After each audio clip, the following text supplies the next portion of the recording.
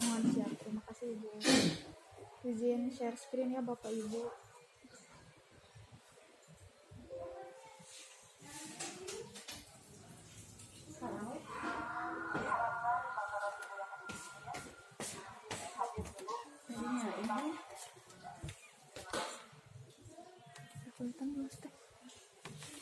Sudah terlihat ya Bapak Ibu.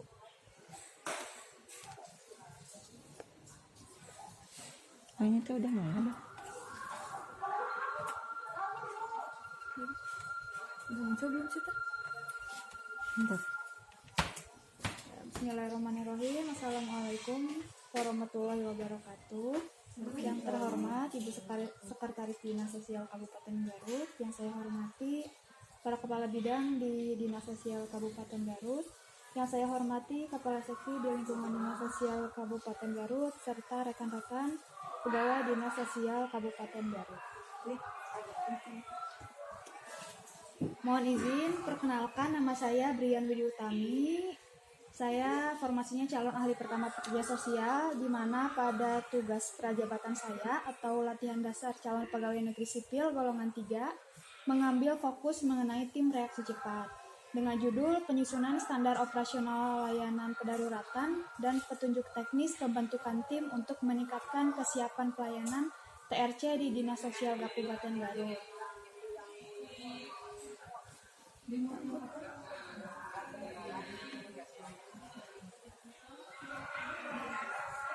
Yang lainnya di mana? Bentar. Perlu dicek ini, ulangin lagi. Yang lainnya. Coba. Sudah ada belum? Pak? Nah, Sudah Pak? Ada apa? ya. Udah. Diulangi lagi ya. Ya. Mohon ini untuk tugas prajabatan saya sebagai salah satu kewajiban saya untuk mencapai pegawai negeri sipil, saya telah menyelesaikan susunan SOP ini. Di mana mengenai tim reaksi cepat ini, yaitu dengan sekelompok orang yang bertugas melaksanakan penanggulangan kedaruratan di bidang sosial dalam rangka menunjang tugas Dinas Sosial Kabupaten Garut dalam penyelenggaraan kesejahteraan sosial, di mana tugas pokok tim TRC tersebut yaitu untuk melakukan evakuasi ODGJ serta pemerlu pelayanan kesejahteraan sosial lainnya yang menuntut untuk segera ditangani. Kemudian ini dasar hukumnya dari undang-undang serta Permensos. Kemudian mengapa saya mengambil fokus ini?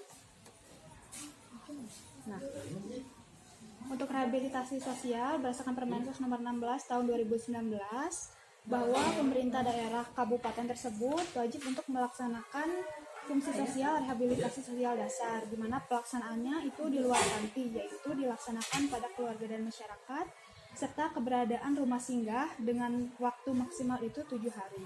Dengan PPKS yang ditangani yaitu disabel terlantar, anak terlantar, lansia, dan gepeng. Di mana kriteria pemerlunya ini yaitu yang tidak terpenuhinya kebutuhan dasar, serta masih terdapat keluarga dan masyarakat yang mengurus. Kemudian jika merujuk pada standar pelayanan SPM di Kabupaten Garut ini menyangkut 3, yaitu data dan pengaduan, layanan kedaruratan, di mana salah satu TRC ini fokusnya di layanan kedaruratan, serta pemenuhan kebutuhan dasar.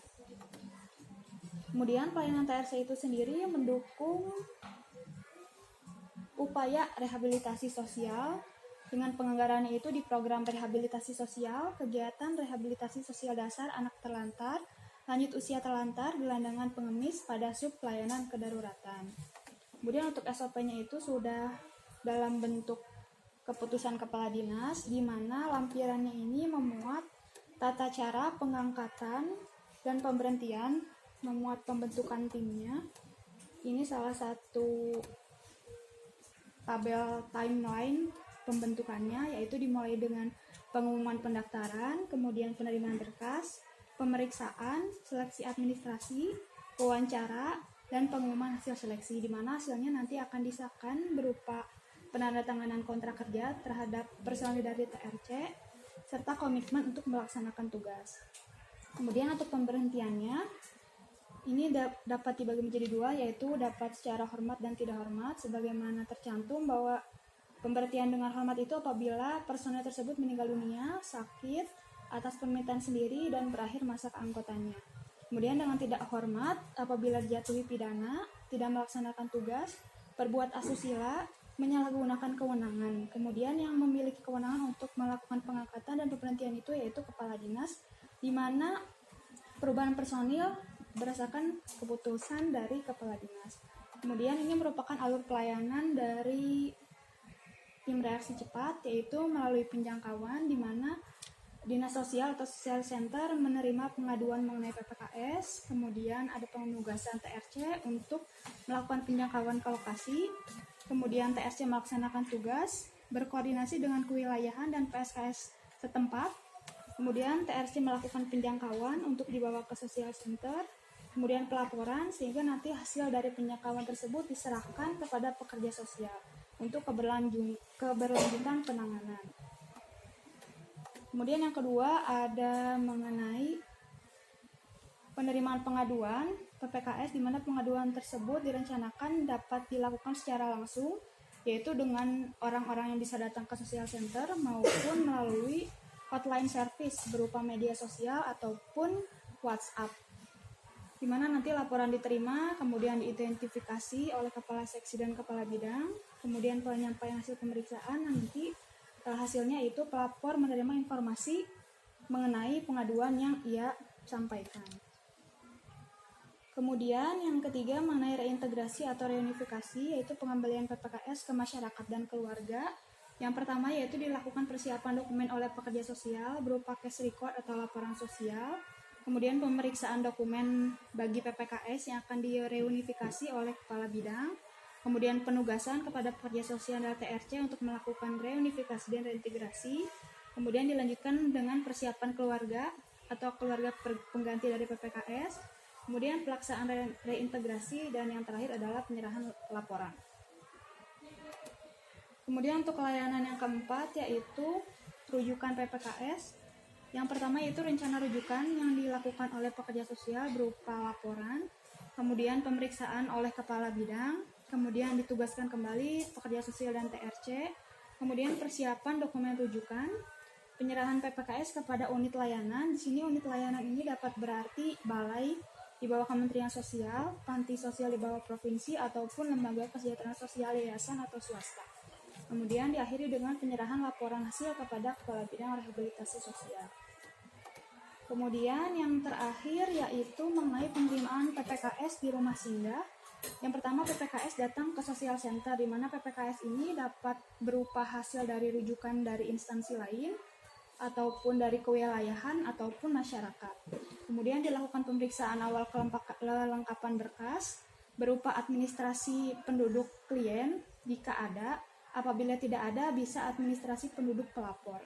Kemudian diinput identitas PPKS oleh layanan data dan pengaduan. Kemudian disusun berita acara serah terima, kemudian penyerahan, serta yang terakhir yaitu penandatanganan berita acara serah terima PPKS oleh kedua belah pihak. Mungkin sekian informasi yang dapat saya sampaikan. Terima kasih atas kesempatan yang telah diberikan.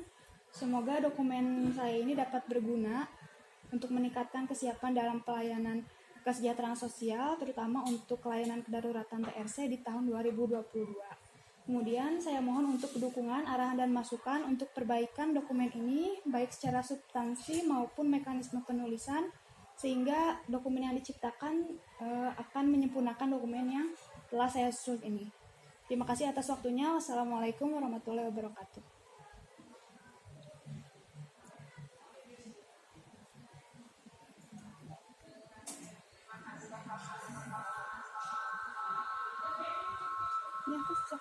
Ya,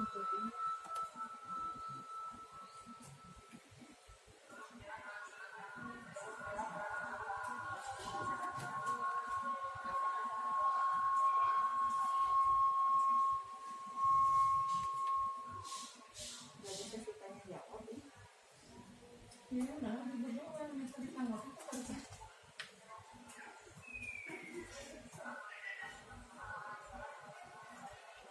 Waalaikumsalam warahmatullahi wabarakatuh. Kira barangkali ada saran dan masukan gitu. Dah. Ini langsung ditutup sih.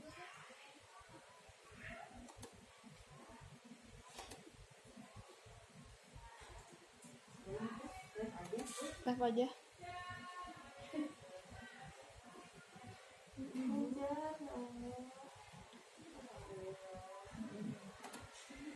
Maksudnya kenapa hujan lagi? Maaf.